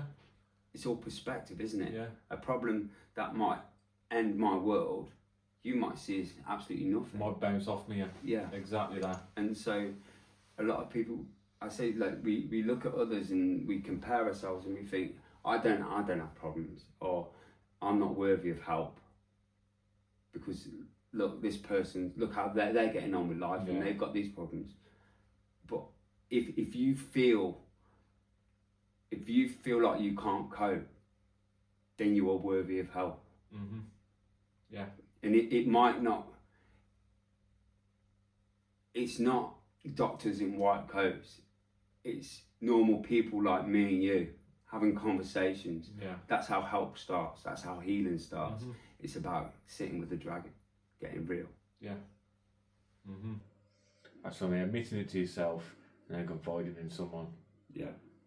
Because at the end of the day, like, do you know what I mean? I've sat on here before and I've said, like, you know, certain stuff upsets me, like anything to do with my kids straight away. My youngest would draw me, just write a note saying, I love you, Dad. You're beautiful. I'll start crying and I'll admit that. It doesn't bother me, it doesn't make me less of a man. Yeah, Do you know what I mean? It doesn't. Do you know what I mean? It makes me a man because I'm that involved and that in love, and I'll show emotions towards my kids because I want them to know it's okay. Yeah. And I think that's important for them growing up to show emotion. Because, do you know what I mean? Like, especially like the eras we grew up, nothing like that was ever shown. You know what I mean? Like you never probably seen your dad being weak. What's classed as weak anyway. Yeah. No. Yeah. Do you know what I mean? So we're kind of brought up thinking like that as well. Like, oh, Dad, just get on with it. We should just get on with it. Yeah, definitely. Mm. And I think that's part of it, isn't it? In our households, Yeah. we don't talk enough. Mm-hmm. We're not open enough with our children about Yeah. how we're feeling on a day to day. Mm-hmm. It's only since becoming a therapist that I do that, because I'm aware of that and how much that helps. Yeah. But as a society, we don't. It's taboo, isn't it? Mm-hmm. Yeah. And when you've got this alpha thing with blokes, haven't you? Like it's bred into us. It's in our DNA. Yeah. Like that alpha thing and not showing weakness, and you get respect through being tough, and it opening up when things are difficult or when you're struggling with things, it goes totally against that DNA. Yeah. Mate, I've had, like, where you're sat, I've had ex-professional boxer, been in the rings with the likes of Eubank Senior, Joe Calzaghe, Nigel Benn, hard man, and he's sat there sobbing. Like, that doesn't make him any less of a man because he's showing a bit of emotion. Yeah, definitely. Yeah, do you know what I mean? Like, if people like that can open up, then the likes of me and you can too. Yeah. Your trouble is then you've got some influences like Andrew Taylor's take it to bashing, right? Mm-hmm. Justly so. Like, it says mental health doesn't exist. Yeah. Like, Yeah. it's supposed to be a role model. Okay, if you think that, that's great. And I understand the angle where it's coming from, but it's unhelpful. Yeah. And people that are role models or know that they're role models for other people maybe think twice about some of the language you use around mental health, Yeah. because somebody so influential as Andrew Tate should be at least keeping his gob shut on the subject, because he clearly knows nothing about it. Mm-hmm. But if he does feel that way, just remember that you are influencing young men, Yeah. young people. Mm-hmm. Not everyone else feels that way. Yeah. You know what I mean? And when people are listening, fucking mental health don't exist. Like, I have to keep my mouth shut. We're so ingrained in this like grind through it, this hustle culture, that it doesn't matter as long as you've got discipline, you get up every day, you're gonna grind through it, yeah. Like, where has this come from? Yeah.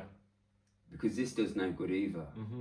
But actually, if you stop, just stop for a moment and listen to yourself, and you will move and you will hustle and you will grind so much harder if you just stop for a moment.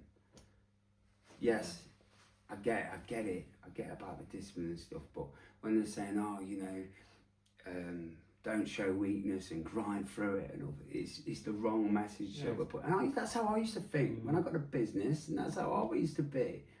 That's how I used to work all these hours and do all these things. I was hustling, right? So my first coaching business was called Head Hustler. Hustler mentality. Yeah. Yeah. And I used to do a lot of motivational videos back then, even though that like inside I was hurting. And it was all about motivation, grind, you know, be the best. And that's what it was. And it's like chalk and cheese to that Just Breathe now. And actually Headless Let evolved into Just Breathe. Yeah. Because when I actually learned that I was sending a negative message, I stopped sending that message and started with this new message of actually, oh, we need to be in touch with ourselves. Yeah. Well, Matt, I can sit here forever and a day talking about mental health. It's something I'm passionate about. But what's the plans for you now moving forward? I want to do more things like this. Definitely want to do more public speaking. It is a big thing for me. Getting not only my message out there, but the message of mental health and how people can help each other. Yeah. Because, like we say, we can't access professional therapy all the time. But what we can do is teach people perhaps some of the do's and don'ts around therapy, and if somebody's struggling, what you should do, what you shouldn't do. Because it's all great talking to your friends and family about it, but they're not trained. And if we had a bit more awareness about some basics, it would really help. Yeah. So bringing some of that to the forefront, really. I share loads and loads of content on how to deal with anxiety, grief, and all different bits, like lots of counselling videos. So doing a lot of that. And that's my life's work now, that's my mission. I just want to help people. And if I can save one person, that my life's been worth it. Yeah, it's all that matters. Yeah. Helping that one person, being that voice what someone needs to hear. Yeah. Right, mate. Last question I'd like to finish on. Yeah. You sat here today. All your knowledge, lived experiences, you can go back to a 12-year-old you. What would you say to yourself? It's going to be alright. Yeah, I like that. Yeah. Just that. It's going to be alright. Don't worry, bud. Yeah. You're right. We'll get there in the end. We get there. Yeah. Well, anything else to finish on, mate? No, just again, thank you very much for having me on the show. And if anybody needs any support, I don't charge to chat. Find me on social media. My website's helpjustbreathe.com. Drop me a message. Yeah, and you'll be tagged in all these anyway, so people will be able to find you easily for that extra support. Yeah, if anybody's struggling, I try and reply to as many messages as I can. Unfortunately, I do get a lot. But I will definitely reply to you. Sometimes it can take me a day or two. Yeah. I don't offer a crisis line as such, those Samaritans and all those great places go if it's crisis. But if you're struggling with a few things and you need to offload and need a chat, I'm quite happy to do that on social media. You can add me on Facebook. I've got two. One's my personal one. So you want the one therapist counsellor that's on there, and you'll find loads of videos that can help you deal with some things that you're going through. And again, I don't charge to chat. Perfect, mate. I love it. Cheers for coming, Ben. I really do appreciate it, bro. Yeah, thank you, man. Cheers, man. Thank you. Cheers. Thank you for listening to From Rock Bottom. If this episode spoke to you, please subscribe, like and share. It really helps us keep doing this work and bringing these stories to light. You can also follow us on social media for updates, behind the scenes content and ways to get involved in the conversation. Most importantly, if you're struggling right now, please don't suffer in silence. Reach out, talk to someone, seek support. You are not alone, and you are absolutely worth life.